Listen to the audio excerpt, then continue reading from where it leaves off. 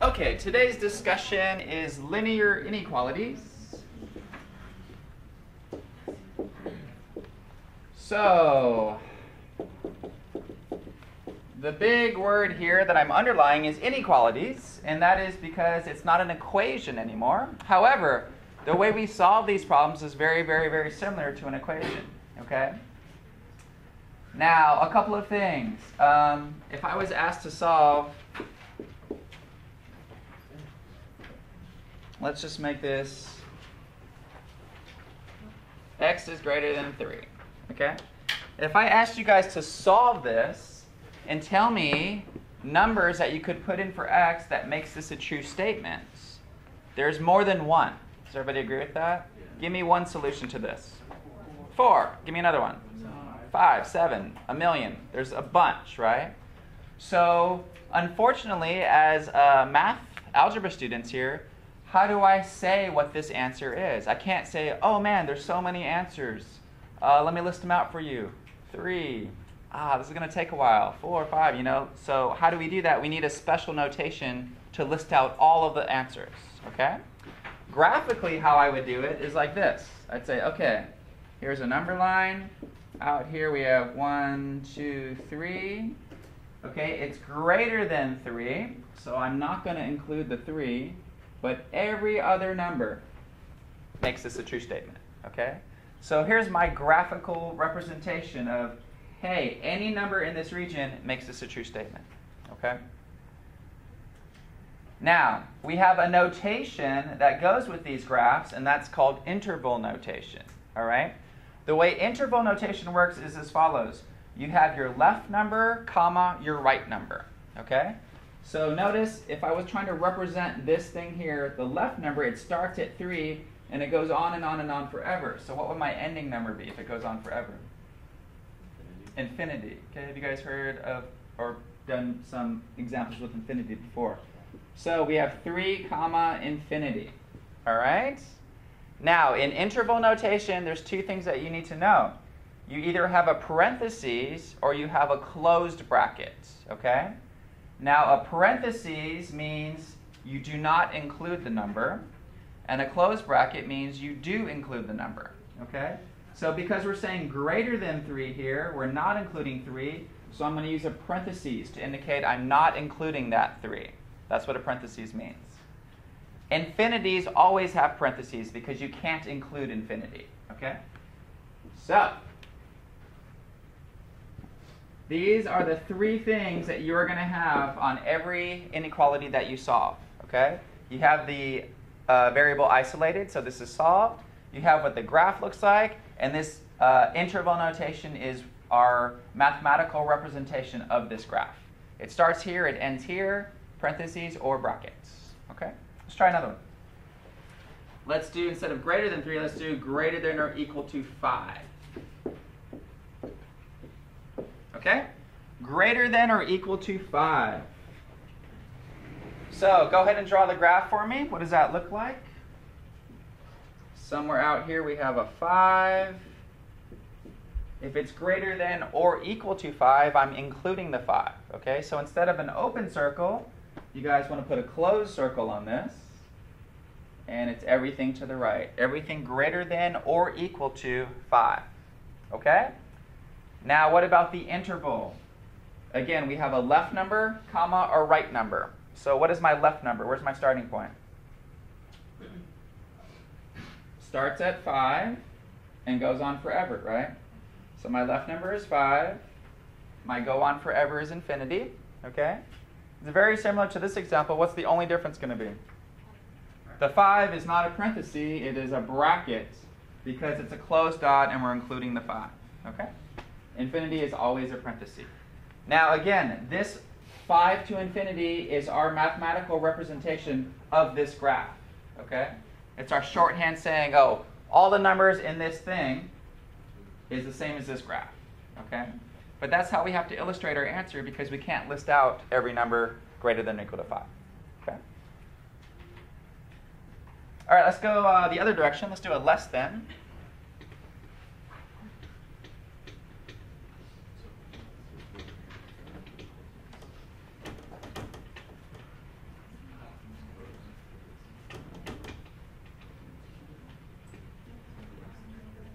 Okay, let's try this example.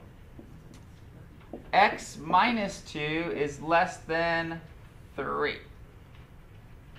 X minus 2 is less than 3. All right? I made this problem just a tad bit harder than the first two because x isn't already isolated. Okay? So I have to do one step to get x isolated. What do I need to do to both sides? Add 2, right? Treat it just like an equation. So I'm going to add 2 to both sides. And I get x is less than what? 5. Great. That's step 1 out of my 3-step process. You guys do step 2 and step 3. You have it isolated. Now go ahead and do the graph for me. And then see if you can do the interval. Okay? You have it isolated already. Tell me what the graph looks like. And then see if you can do the interval for that graph. So less than 5. 0's in the middle here. 5's out here. Less than 5. We don't include the 5 because it's less than, not less than or equal to. And it's less than. So which way am I going here? Left. So your graph should look like this. Everything less than 5. Okay? Now, as I mentioned just a second ago, the interval notation starts on the left side, ends on the right side. Well, my left side's going on and on and on forever towards the left. Okay? Forever towards the left we call negative infinity. Okay? So your starting point here is negative infinity. Your ending point is 5. Am I going to use parentheses or am I going to use brackets or what? Parentheses on both? Yes. You never include infinity. That always has a parentheses. And the 5, because it's an open circle, it's an open parentheses. It's not a bracket. Okay? Any questions on the 3 ways that we finish these, right? You have the variable isolated, then you draw the graph, and then this interval is a representation of that graph, okay? Okay. Now, the way we solve these inequalities is just like equations, except one little hitch happens that we need to be aware of. So let's take a look at that.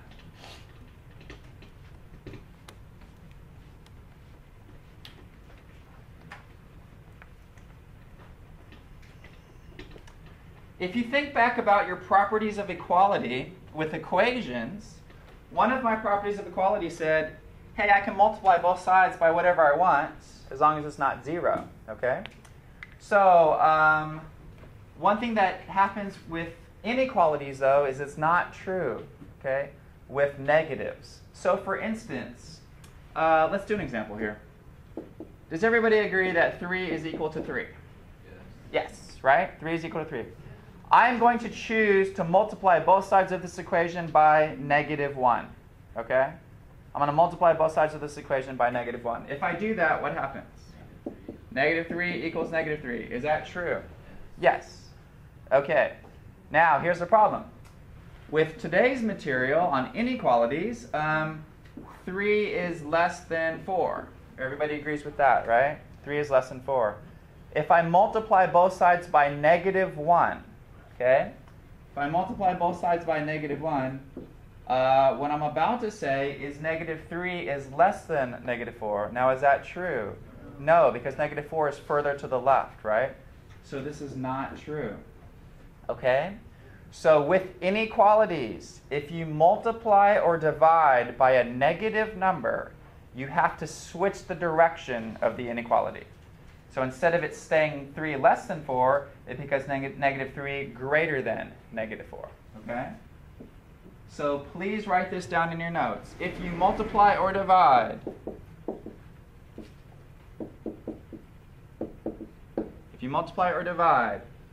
both sides of an equality,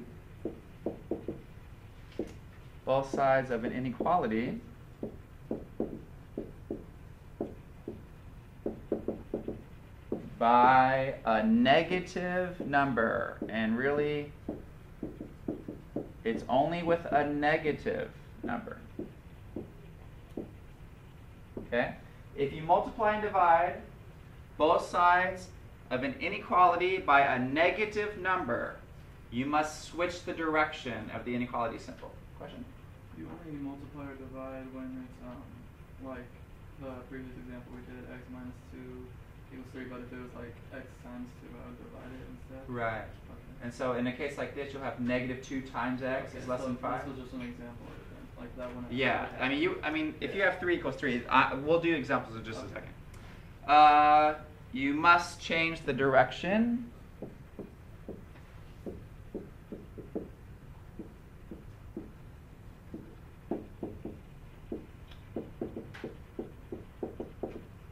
of the inequality symbol. Okay? You guys have to remember that, because if you don't, your answer will be the exact wrong answer. Okay? You'll give the opposite of what the answer should be. Okay, so you're solving one of these problems, and what you'll run into is something like this.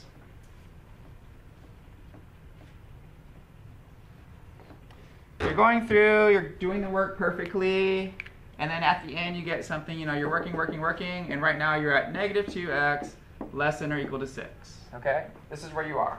You've been solving this, you're trying to get x by itself. What is our next step going to be? I want to get x by itself. It's being multiplied by -2, so what do I have to do? Divide by -2, right? Just like we're solving a regular equation. Divide by -2. Now, again, as I'm doing these problems, I have to remember, whoa, I just divided by a -2, so this is going to change to this, okay? You have to keep reminding yourself in your head. I just divided by a -2, I have to switch the symbol. So x is going to be greater than or equal to 6 divided by -2 is -3. That will be step 1. And then you guys do step 2 and step 3. Graph it for me and put it in interval notation. Greater than or equal to -3. What's that graph look like? Here's 0, here's -3. Greater than or equal to -3. Big closed dot. Everything greater than or equal to that will be everything to the right. And then what is the interval representation of that? Where's my starting point on the left? Where's my ending point on the right? -3 to infinity. And what kind of parentheses or bracket? Bracket on the -3. Always a parentheses on the infinity. Okay? So if you memorize anything, memorize there's always a parentheses on the infinity, so you can't get that wrong. Okay. So let's do some examples, but as a guideline, you're trying to get x isolated or whatever variable they give you. All right? And then once you have that, you have 3 steps, the graph and the interval. Anytime you're going through these problems, if you ever multiply or divide by a negative as you're going through it in your algebra, switch the direction of the inequality. Okay? All right, let's try some examples. 12 is less than 4 minus z. Example 1. 12 is less than 4 minus z. Okay? What's the first thing I would do here?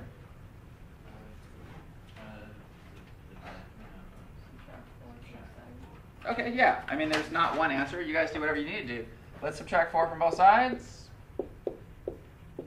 12 minus 4 is 8, is less than negative z. Okay. What do I need to do now? Well, yeah, you want to get not negative z, but you want just positive z, right? Divide by -1. Sure, divide or multiply by -1. And then what happens? I've divided by -1, so this inequality is going to switch directions, right? And what is 8 divided by -1?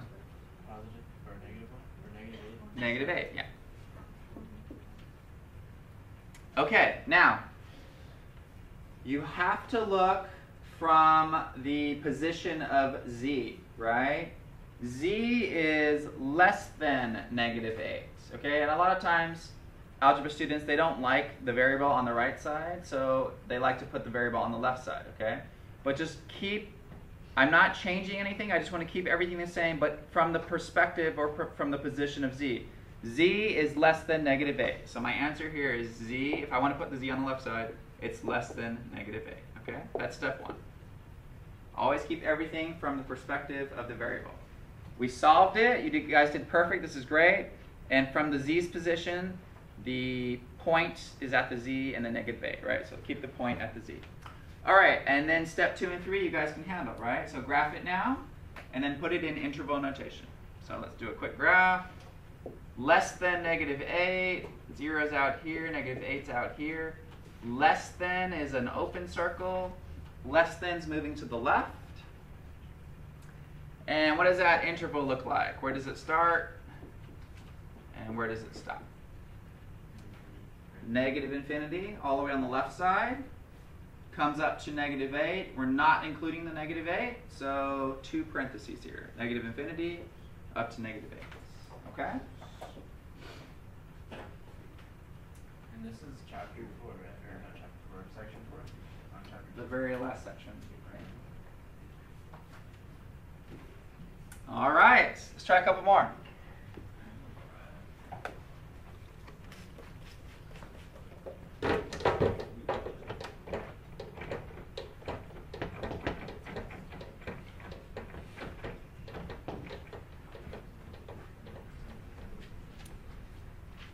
Negative x plus 24 is less than x minus 25.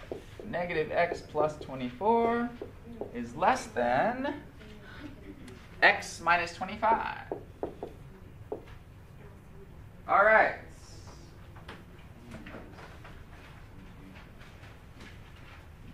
Any ideas on where to go first on this guy? Got to get x's together on one side, got to get numbers together on the other. So what would you like to do first? The x is great. Which one do you want to do where? You subtract the x from the right? Or, Sure. Okay. I mean, there's a bunch of ways to go. If you want to subtract x, we'll subtract x, right? There's not just one way to do this. So now I have negative 2x plus 24 is less than negative 25. So if I chose to do that first, what would I have to do next now? I need to move that 24 over, right? Subtract the 24. Great.